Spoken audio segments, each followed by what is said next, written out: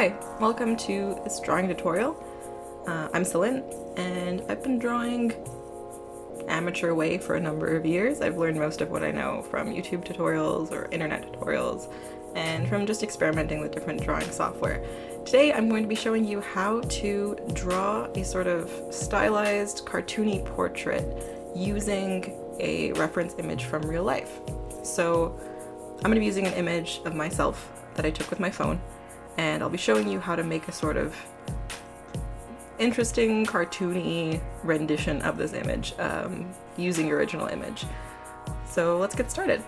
Now, sometimes people don't think that tracing over an image can be a helpful way of learning about drawing, but I would argue that it can actually teach you a lot about shapes and proportions, but it depends on how you use it. What I'm going to be doing is not very detailed. I'm sort of using the image as a general guideline for what I'm doing. I put it in a layer that was a little bit opaque, like lowered the opacity a bit so I could draw over it. I'm using a blue pen to draw over it because I'll be using black ink to make the final lines afterwards, and it's good to distinguish between your sketch lines and your final lines.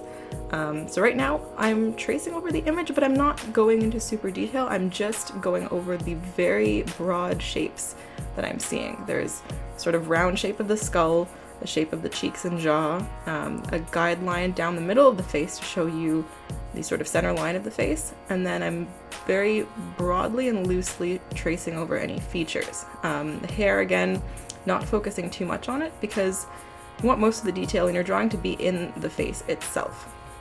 So right now I'm just tracing over all of my features very lightly and quickly. You don't want to get too bogged down in details again because it's a good exercise to let yourself be loose and to just to sort of economize your lines and only put lines where you really need them. Right now I'm going over my nose. Nose sort of is made of 3 balls, and drawing very lightly where those are, and the nostrils in the front can actually help a lot with visualizing it in 3D. I traced over the lips lightly and emphasize the corners of the mouth a little bit more. And now I'm just going over the eyes, making sure that everything that's important is visible, but I really didn't, as you can see, I didn't put much detail into this tracing. And that's because when you're drawing something in a more cartoony style, you don't want to get too bogged down in what things look like in real life. You just want to sort of extrapolate, do things sort of more generally, and then see where you think there should be more detail. So right now I'm using an inking pencil, or an inking pen, to do my final lines that are a little bit more careful and a little bit more precise than my sketch lines. But again, they're not too precise, because this is mostly just an exercise to understand the shapes of the face, where everything is positioned, and to practice speed and being quick when you're drawing from reference. So I'm adding a little bit of detail to the eyebrows just to make it clear that they're made of, hair, and adding some eyelashes to emphasize the sort of 3D aspect of the eyes. You don't want your drawing to look too flat. But I'm really just sort of using my imagination, what I know about what faces look like, to fill in the blanks here from the sketch image. Now, when I sketched, I sort of drew from the outside in, like the broad shapes and then the smaller details. But when you're doing your final lines, you should draw from the inside of the drawing out and put more detail in the middle of your face, where the features are, and then spend a little bit less time on the outside, because you're looking at an image or a final image, your eye is drawn to the middle, and you don't necessarily have to distract the viewer from the details in the middle of the image with, anything extra around the sort of features of the face. That's really what we want to focus on here, at least. So again, this isn't most perfect drawing, and that's because I'm mostly doing it to practice. I'm doing it to practice looking at a face, understanding where everything is positioned, And yeah, it's more of an exercise than anything. Right now I'm just filling in the hair. The hair is not super detailed, again, because this is sort of a cartoony style that you don't want to be too precise with. If you're forced to draw a little quickly, you end up economizing and drawing the things that you only really need to draw. So yeah, now I have the whole outline of the face.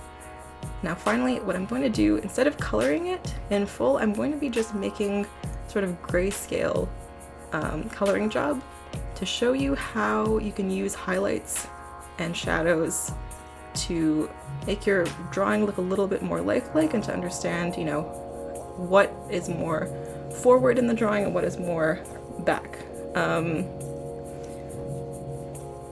So yeah, I'm filling out my drawing with just a gray brush right now.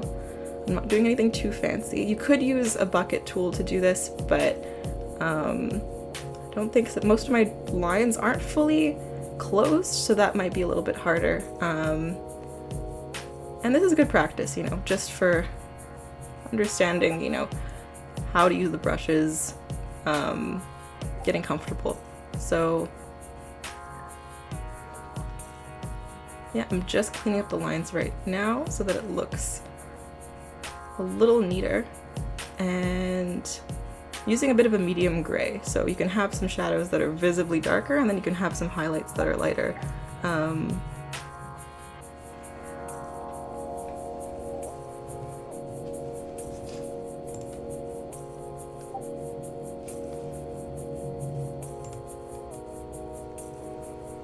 I'm adding some highlights to the nose, and I'm sort of experimenting with different parts of the nose to see what makes sense.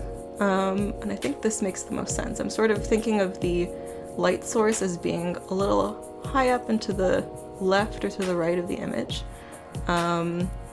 Tried filling in the eye with a highlight, but I decided against it. If we're just thinking about the values of like light and dark in this image, I'm just putting highlights where an overhead light might naturally shine. So the lights are really just here to make it look like this image is a little three-dimensional and it's less flat. Little, you know, highlight on the cheek and the nose makes it look like those parts of the face are more forward, and the lips too. Now I'm adding some shadows under the jaw, because typically that's what happens, you know, our jaw is much more far forward than our neck, so it's going to create some shadows, a few shadows under the nose too. If you're assuming the light is above the head, that's where shadows will naturally go. Your eyelids too are a little three-dimensional, so I tried to put a little very light shadow on the eyes, and in the ear too, then at the bottom of the hair to sort of add a little bit of volume to the bangs. Now, see, what this is doing is making this drawing look more lifelike. We're only adding a few very simple shapes and strokes, but it's doing a lot for the drawing itself. And I would recommend doing this with any image that you have or portrait to understand, you know, how light and dark can help you. And there you go. That's the full drawing. I hope this was helpful, and try it out with different images, try it out with different people, you know. You can use stock photos on the internet, but you can also use images that you took yourself like I did. I hope this was helpful, and I'll see you in the next tutorial. Bye!